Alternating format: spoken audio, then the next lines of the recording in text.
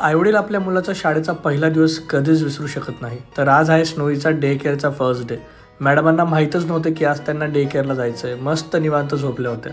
आणि याला बेटा, हा आहे स्नोईचा फेवरेट टॉय. त्याचं नाव आम्ही भुबू ठेवलंय, कारण की स्नोईला दुसरं नाव एवढं काही आवडत नव्हतं, मग भुबूच ठेवलं. भुबू आणि स्नोई दोघांनी जय जय केला आणि मी तोपर्यंत स्नोईची बॅग चेक केली. हे बघा, पिऊने किती काही भरले बॅगेत. तिचा खाऊ, तिचे कपडे आणि बॅग चेक झाल्यानंतर बॅग घेऊन आम्ही निघालो डे केअरला.